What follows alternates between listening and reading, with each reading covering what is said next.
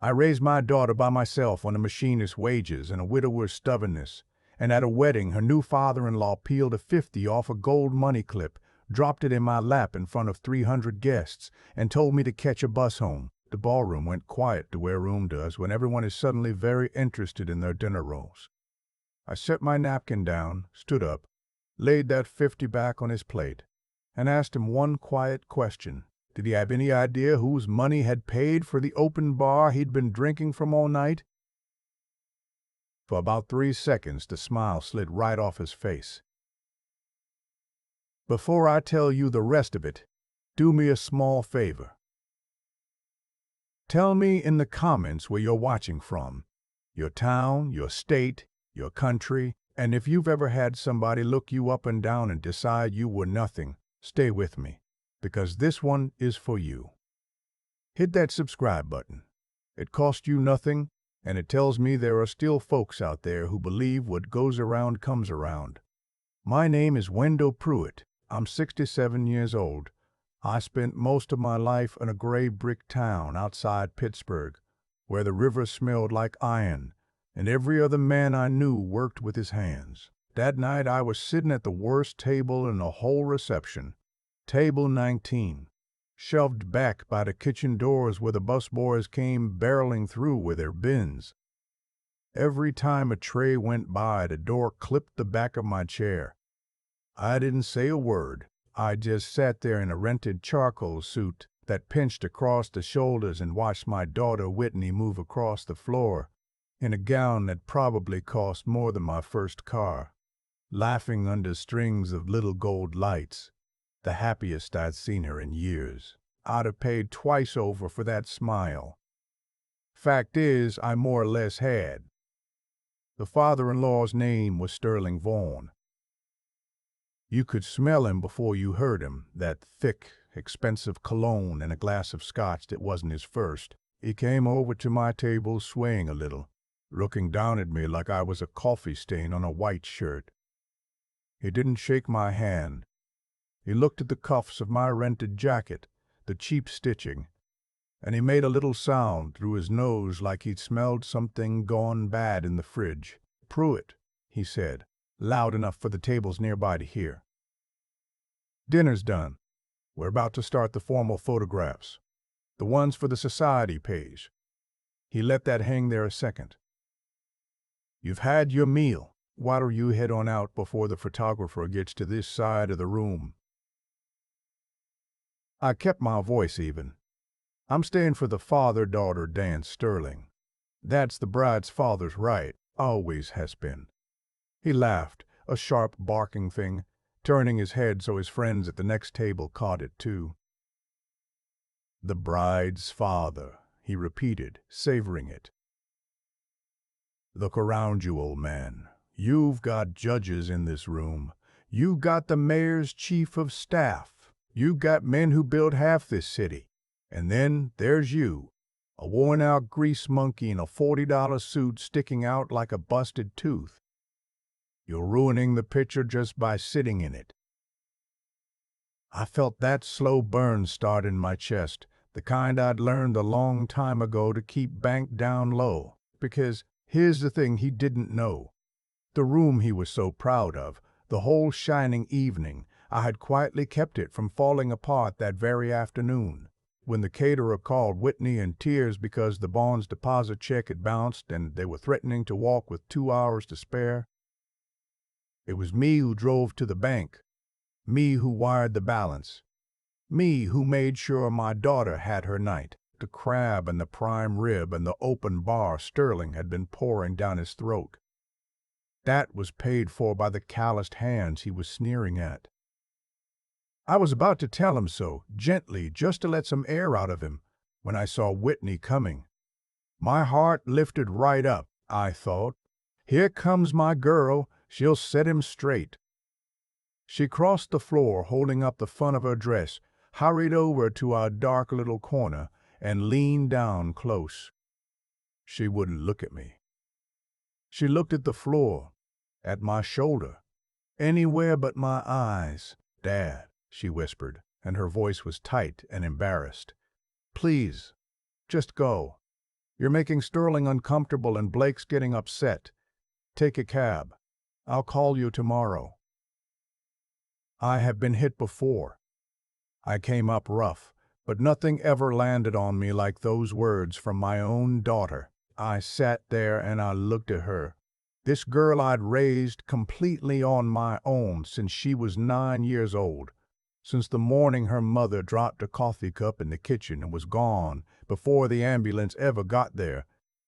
I thought about every parent-teacher night I went to alone, every science project we glued together at the kitchen table at midnight, the double shifts I picked up so she could have the braces, the cleats, the essay tutor. And here she was, asking me to disappear out the service door because the sight of me was an inconvenience to people who'd known her 10 months. "I'm not leaving, sweetheart," I said, soft but steady. "I'm your father. I belong here." That's when Sterling slammed his hand flat on my table. The silverware jumped. "You don't belong anywhere near here," he hissed, his face gone red and blotchy. "My son lifted your daughter up out of the gutter she came from. You contributed nothing. Now you're going to leave under your own steam, or I'll have the club's security walk you out the back." Then he reached into his jacket, pulled out that gold money clip, peeled off a $50 bill, and flicked it at me. It bounced off my chest and landed in my lap. "There," he said, loud and clear so the whole corner could hear it. "Bus fare. Now get gone." I stood up. I've got a couple inches on Sterling Vaughn even at my age, and 40 years of swinging a wrench will keep your shoulders broad. I didn't raise my voice. I didn't have to. I picked the 50 out of my lap, set it back down on his dinner plate, smoothed it flat with 2 fingers, and I said, "You're going to want to keep that. You're going to need it more than I do." And then, God help me, I made the mistake of looking at my daughter one more time. I waited for her to step in, to say, "That's my father. You do not talk to him that way." Instead, she turned her back to me. She gathered up that beautiful white dress and she walked off into the crowd, leaving me standing there in front of 300 people with a $50 bill cooling on another man's plate. Something in me went quiet right then. Not loud, not angry. Quiet, the patient, forgiving man who'd been wearing flannel and driving an old truck and letting the world underestimate him for years. That man closed his eyes and lay down. Whatever stood up in his place was calm and clear and done. I straightened my jacket. I walked out of that ballroom with my back as straight as a fence post, ignoring 300 sets of eyes, and I pushed through the heavy glass doors into the wet October night. The Bally Kid brought my truck around, a 2006 Ford with a quarter panel the color of rust, and it looked downright ridiculous idling in that line of black Range Rovers and German sedans. I climbed up into the cracked vinyl seat and turned the key. The engine had barely caught when my phone buzzed in my coat.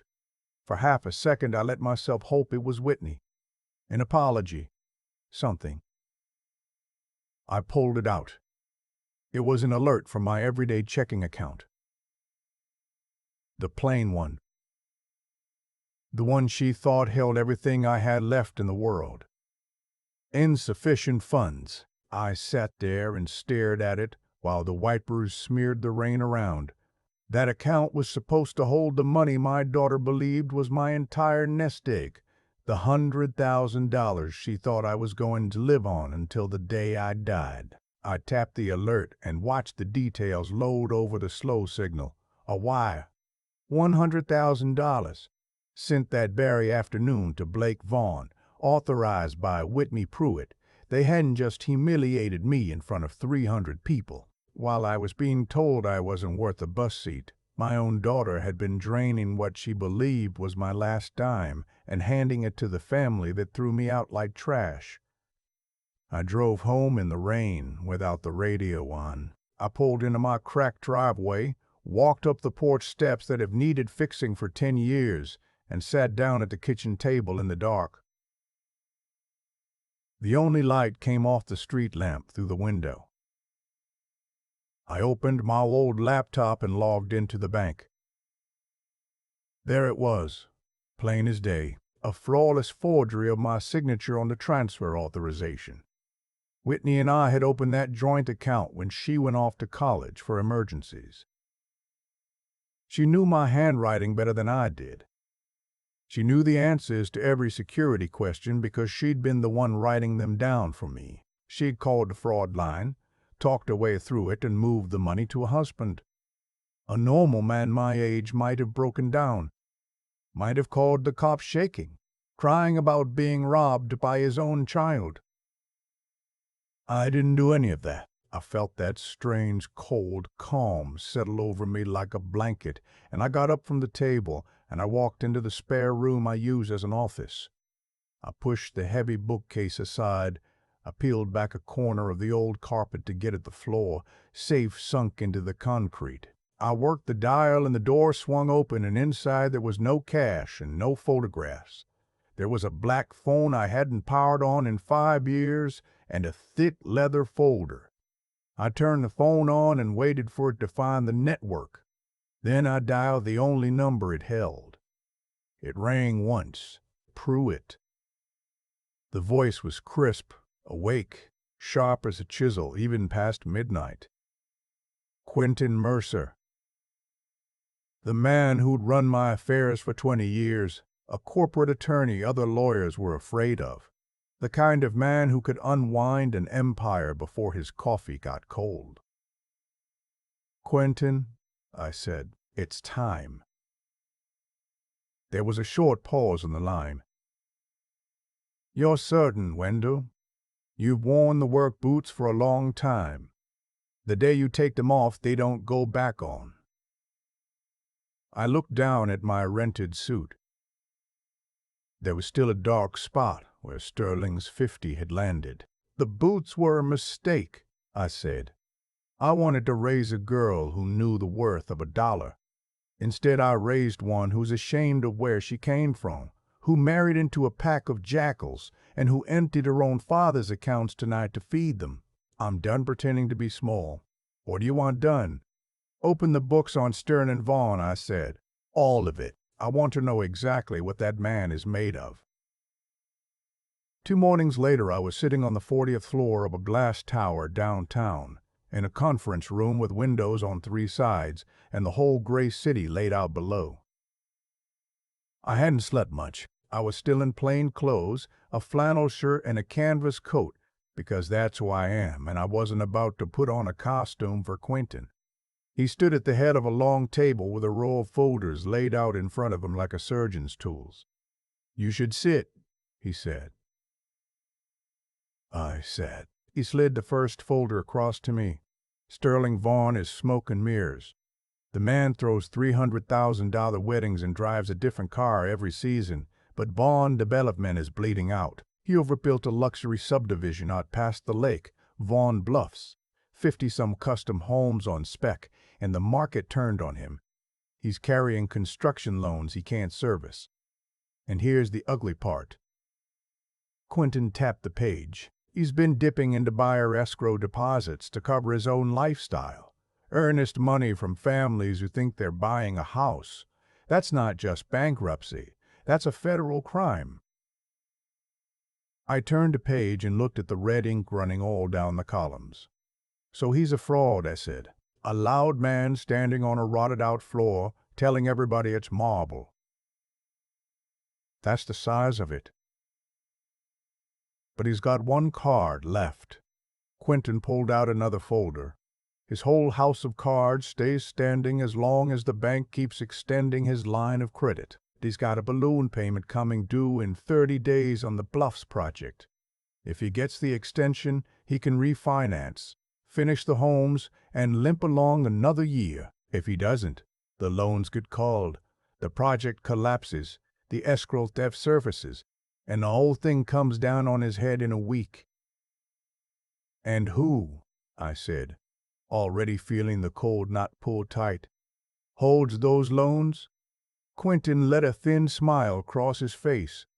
"Ironwood Savings, which is a wholly owned subsidiary of Cedar Ridge Holdings, which, as you know, is you.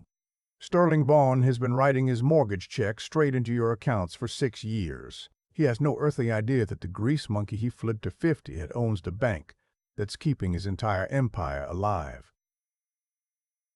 I closed the folder and laid both my rough hands flat on top of it.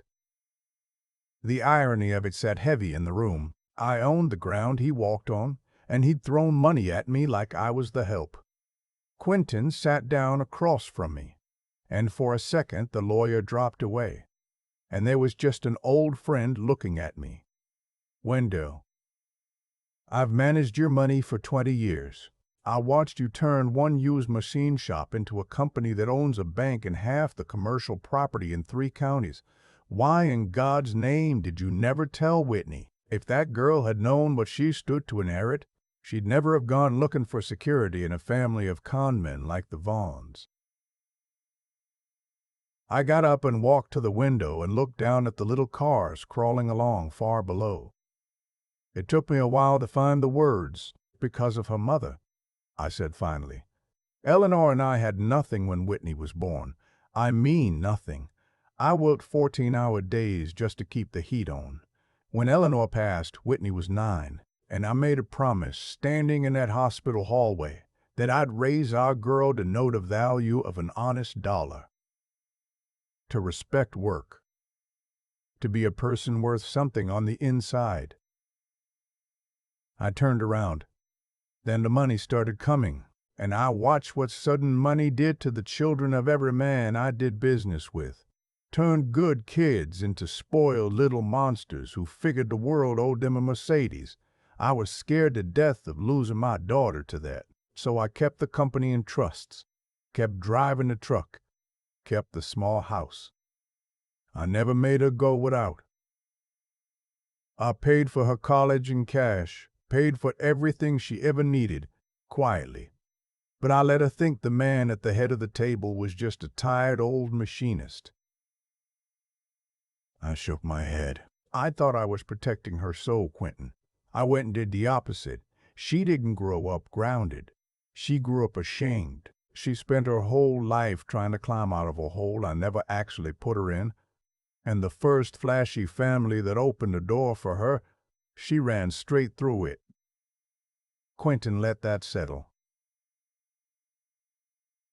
Then he opened the last folder and slid it to the middle of the table. "And let me tell you what that shame just cost you. Let's talk about your new son-in-law and where your $100,000 actually went." I leaned in. The pages were a clean trail of the wire Whitney had forged. "Blake Vaughn isn't just bad with money," Quentin said. "He's got a gambling problem. Not the casino kind where you can declare bankruptcy and walk away.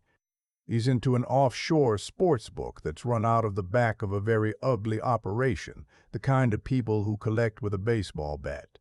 That $100,000 wasn't a loan payment. It was a good faith deposit to keep men from showing up at his house. And it bought him about 3 weeks of breathing room, because Blake still owes them $400,000 more.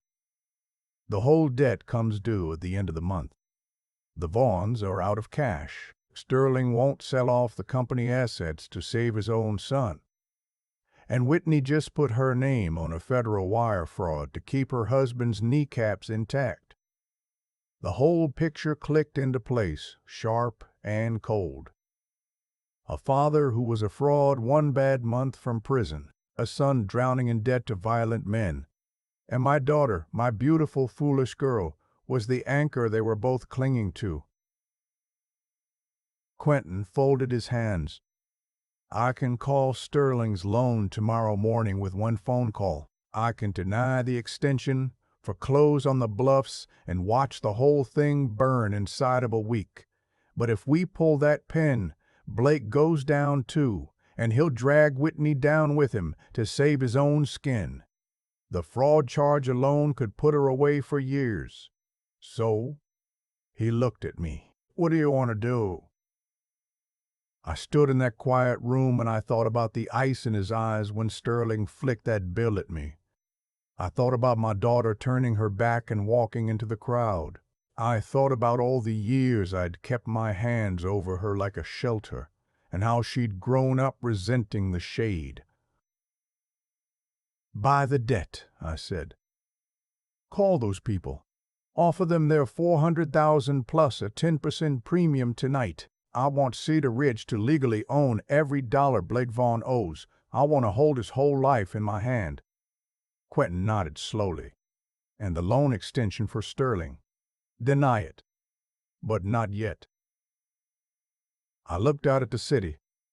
Let him keep planning his grand opening for the Bluffs. Let him print the invitations. Hire the band. Get up on that stage and smile for the cameras. Then we cut the floor out from under him with everyone watching. Buy the rope, Quentin. They've been trying to hang themselves for years. Let's just hand them the rope. The thing about a man like Sterling Vaughn is he never sees it coming. Men who spend their whole lives sneering down at everybody assume there's nobody above them. The grand opening gala for Vaughn Bluffs went off 3 weeks later. A big white tent on the half-finished hillside, champagne fountains, a local news crew. Sterling stood up on his little stage in a custom suit and told a crowd of investors and reporters that Vaughn development was stronger than ever. He was still mid-sentence when the foreclosure notices were served. Quentin had timed it to the minute. The bank called the loan. The escrow auditors moved in the same afternoon. Within 72 hours, every family that had handed Sterling Vaughn a deposit learned their money was gone, and the FBI's Financial Crimes Unit had boxes coming out of his office. Blake Vaughn didn't even stick around to watch. The night the bookies were quietly informed that their marker had been bought by a holding company with a very serious legal department, Blake panicked, stole a car off a lot. His own family no longer owned and ran. He left my daughter alone in their rented mansion to answer the door when the agents came. I was sitting on the back porch of my place out on the lake, a house Whitney had never seen, when my security chief called up from the gate 2 miles down the private road. "A young woman was out there," he said, begging to be let in. I pulled up the camera feed on my tablet. It was her. I almost didn't recognize her. The polished, perfect girl from the wedding was gone. She was in gray sweatpants and an old hoodie, her hair a mess, her face gray and hollow like she hadn't slept in days. She looked exactly like what she was now. Somebody on the run from everything that used to hold her up. "Open the gate," I told him. "Let her in." But she walks. Nobody gives her a ride. She walks the whole way up. I sat with a cup of black coffee and watched her trudge up that long, winding drive on the monitors. It's a steep grade and a good 2 miles, and by the time she came up the stone steps onto my terrace, she was out of breath and shaking. She stopped dead when she got to the top, and I watched her take it all in. The stone columns, the lake, the cars in the motor court, the sheer size of the place. I saw the moment it landed on her. The thing she'd married into and humiliated her father for was a cheap paper crown compared to what had been sitting in front of her, plain and quiet, her whole life. "Dad," she whispered, and her voice cracked. "I've been looking for you everywhere. The old house was empty. The neighbors said you packed up in the night. I had to dig through the company records just to find this address." I took a slow sip of my coffee. I didn't get up. I didn't offer her a chair. "Say what you came to say, Whitney," I said. Flat. Nothing in it. She dropped to her knees on the stone and started to cry, the loud, ugly kind that echoes. "Blake left me. He ran off and disappeared. The FBI came to the house. They took my computer, my phone, all of it. The bank took the house. I've got nowhere to go and I've got nothing left. They told me I'm going to be indicted at the end of the week. All my friends blocked my number. Everyone's gone, Dad. You have to help me." You have to get me the best lawyers in the city. Just let me stay here, please. There's so much room. I can hide behind your walls until it all blows over." I looked down at my only child, kneeling there crying on my floor. A week before all this, the sight of her in that much pain would have torn me clean in half. I'd have had her up off the ground in a heartbeat, promising to spend my last dollar to keep her safe. But the man who would have done that died at table 19, with a $50 bill cooling on another man's plate and his daughter's back turned to him. I reached into my shirt pocket and took out a small card. I stood up, walked over, and set it down on the stone in front of her knees. She looked at it. It wasn't Quentin Mercer's heavy embossed card. It wasn't any high-priced defense attorney. It was a plain card for the county public defender's office.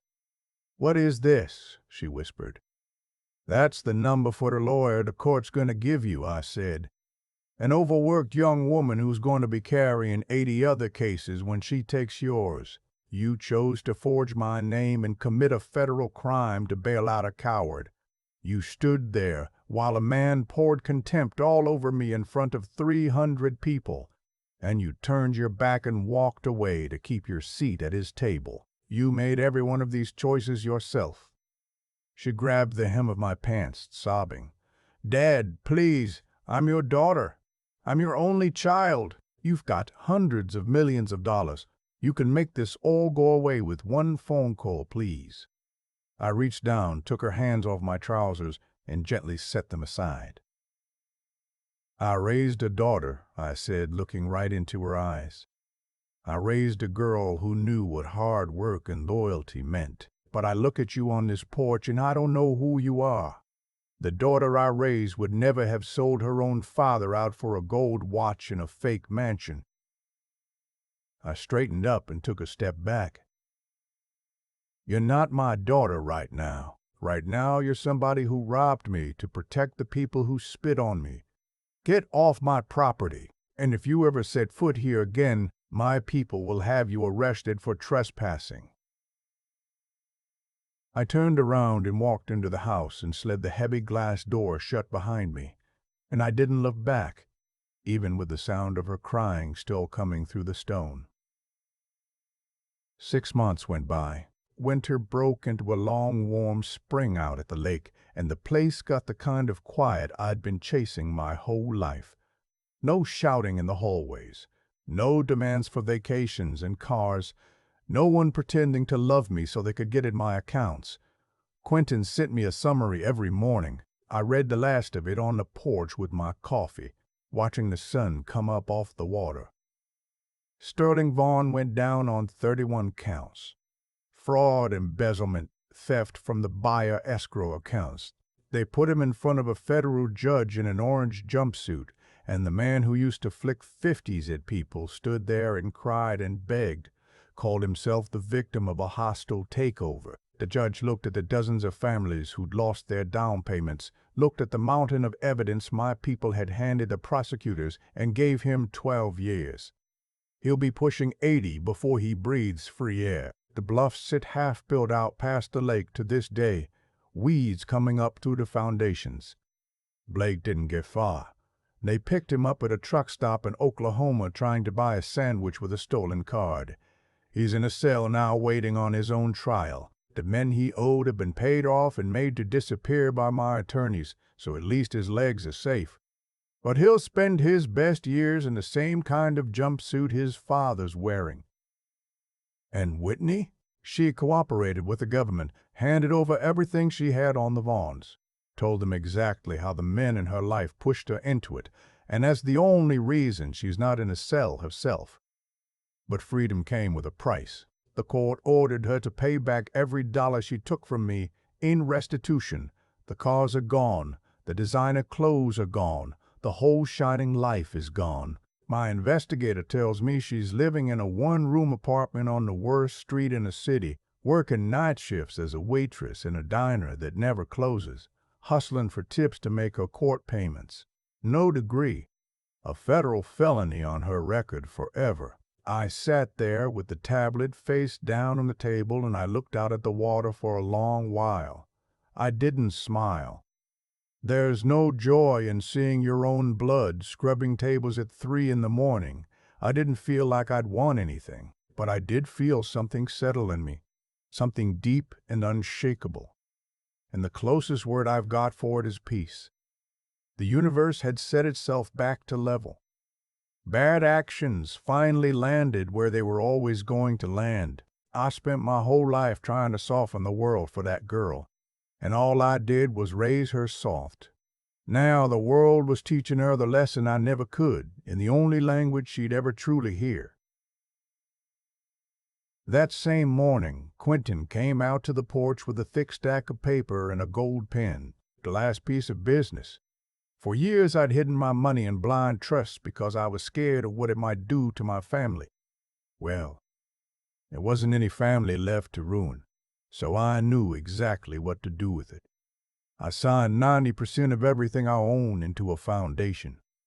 I named it after Eleanor, the Eleanor Pruitt Trade and Education Fund. Full scholarships, living stipends, no interest, startup grants, all of it aimed at the kids nobody bets on. The ones working double shifts to help their folks pay rent. The single mothers in night school. The kids who'll never throw a $50 bill at a tired old man 'cause they know exactly what it's like to need one. I picked up that gold pen and signed my name at the bottom, and I swear I felt about 40 pounds come off my shoulders. "It's done, Quentin," I said. "Get that first round of scholarships out before the fall term. And find the kids who are invisible to people like the Vaughns. Those are the ones." He smiled, packed it all into his briefcase, and told me it was an honor to work for me. Then he left, and I sat out there alone, listening to the wind come off the lake through the new spring leaves. I thought about that tight rented suit, and the 50 in my lap, and the back of my daughter's white dress disappearing into a crowd that had already decided I was nothing. And I came around finally to the only thing I know for certain after all of it. Blood doesn't make a family. Respect does. A family isn't the people who share your last name. It's the people who stand up when somebody tries to make you small. The ones who never once treat you like a wallet with legs.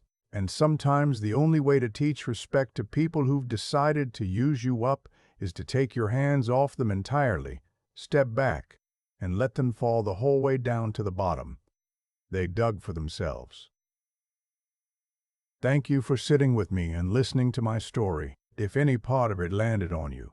If you've ever had to walk away from people who underestimated everything you are, leave me a comment and tell me what town you're watching from. Hit that like button and subscribe so you don't miss the next one. Take care of your peace, friend. I'll see you down the road.